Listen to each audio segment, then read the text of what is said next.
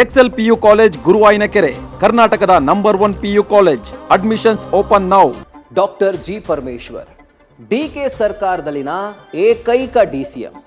ನಿನ್ನೆ ಡಿಕೆಶಿ ಕನಕಪುರ ಸುತ್ತಾ ಇದ್ರೆ ಡಿಸಿಎಂ ಪರಂ ತಮ್ಮ ಒಡೆತನದ ಸಿದ್ಧಾರ್ಥ ಕಾಲೇಜಿಗೆ ಆಗಮಿಸಿದ್ರು.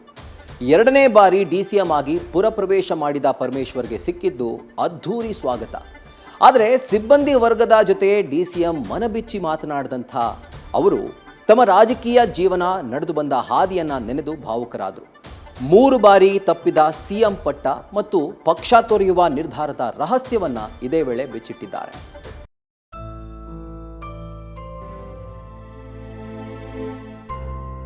ಇವತ್ತು ನೀವೆಲ್ಲರೂ ಕೂಡ ಅಷ್ಟೇ ಸಂತೋಷದಿಂದ ನಾನು ಮಾಡ್ಕೊಂಡಿದ್ದೀನಿ. ಸಾರಿ.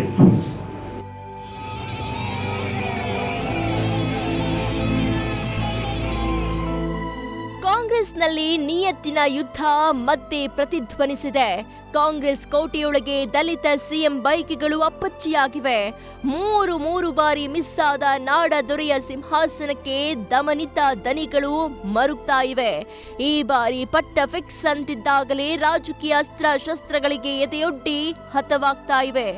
ಡಾಕ್ಟರ್ ಜಿ ಪರಮೇಶ್ವರ್ ತಿಂದ ಪೆಟ್ಟುಗಳು, ಅದು ಮಾಸದ ಮಾನಸಿಕ ಗಾಯ. ಡಿಕೆ ಪಟ್ಟಾಭಿಷೇಕ ಬೆನ್ನಲ್ಲೇ ಪರಂ ಮನಸ್ಸಿನ ಬೇಸರ ಸ್ಫೋಟ. 3 ಬಾರಿ ತಪ್ಪಿದ ಪಟ್ಟ, ಘಟನೆ ನೆನೆದು ಪರಂ ಭಾವುಕ.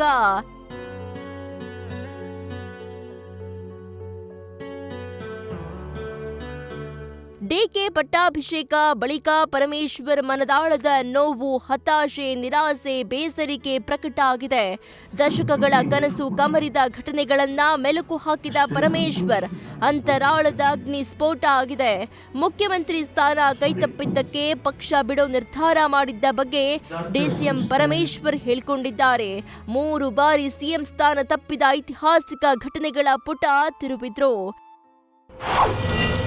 2013ರಲ್ಲಿ ಅದೃಷ್ಟದಾಟಕ್ಕೆ ಬಲಿಯಾದ ಪರಂ ಕನಸು.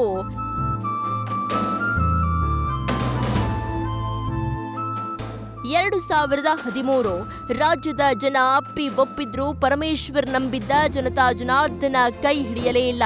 ಕೊರಟಗೆರೆ ಸೋಲು ಪರಂ ಕನಸಿನ ಕುರ್ಚಿಯ ಹಳಿ ತಪ್ಪಿಸಿತ್ತು. ಇವತ್ತು ತುಮಕೂರಿನ ಸಿದ್ಧಾರ್ಥ ಕಾಲೇಜಿನಲ್ಲಿ ಮಾತನಾಡ್ತಾ ಬಹುಶಃ ನಾನು ಗೆದ್ದಿದ್ರೆ ಸಿದ್ದರಾಮಯ್ಯ ಸಿಎಂ ಆಗ್ತಾ ಇರಲಿಲ್ಲ ಅಂತ ಅದೃಷ್ಟ ಹಣೆಬರಹವನ್ನ ಹಳಿದ್ರು. ಆಗ ನಾನು ಸೋತ ಕಾರಣಕ್ಕಾಗಿ ಅವರು ಸಿಎಂ ಆದ್ರು. ಅದು ಆ ಸಂದರ್ಭದಲ್ಲಿ ಕೂಡ 2013ರಲ್ಲಿ ನಾನು ಎಲೆಕ್ಷನ್ ಸೋತೆ. ಬಹುಶಃ ನಾನು ಗೆದ್ದಿದ್ದಿದ್ರೆ ಮಾನ್ಯ ಸಿದ್ದರಾಮಯ್ಯನವರು ಮುಖ್ಯಮಂತ್ರಿ ಆಗ್ತಿರ್ಲಿಲ್ಲ. ಆದರೆ ನಮ್ಮ ಅದೃಷ್ಟನೋ ಹಣೆ ಬರನೋ ಏನು ಹೇಳ್ತಿರೋ ಗೊತ್ತಿಲ್ಲ.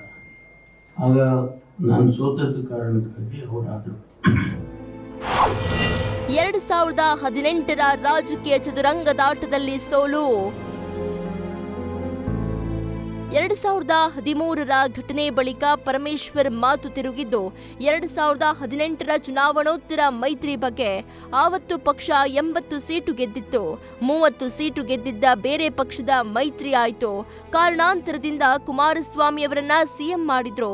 ಅವತ್ತು ನನ್ನನ್ನ ಮುಖ್ಯಮಂತ್ರಿ ಮಾಡಬಹುದಿತ್ತು. ಆದ್ರೆ ಸಿಕ್ಕಿದ್ದು ಮತ್ತದೇ ತಣ್ಣೀರು.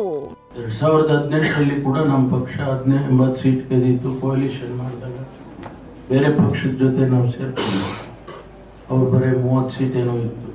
ಆದರೂ ಕಾರಣಾಂತರದಿಂದ ಅವಾಗ ಕುಮಾರಸ್ವಾಮಿ ಅವರಿಗೆ ಮುಖ್ಯಮಂತ್ರಿ ಮಾಡಿದ್ರು.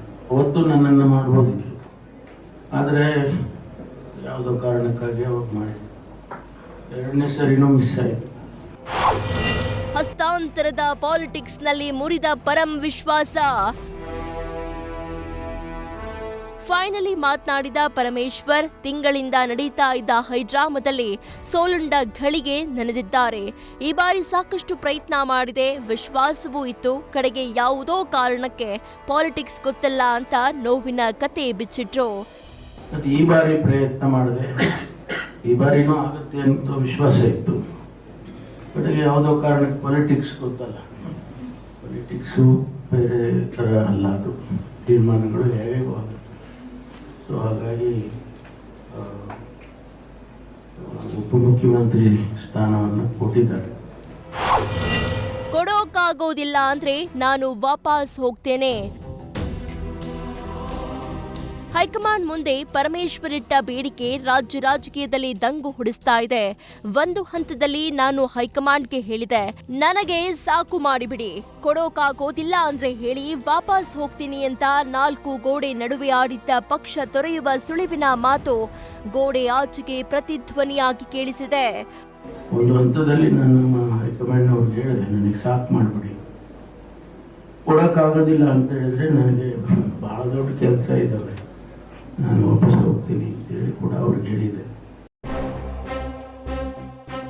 ಒಟ್ಟಾರೆ ಡಾಕ್ಟರ್ ಜಿ ಪರಮೇಶ್ವರ್ ಎಐಸಿಸಿ ಅಧ್ಯಕ್ಷ ಮಲ್ಲಿಕಾರ್ಜುನ ಖರ್ಗೆ ಇಬ್ಬರಿಗೂ ಪಟ್ಟ ನಿಭಾಯಿಸುವ ಅರ್ಹತೆ ಇತ್ತು.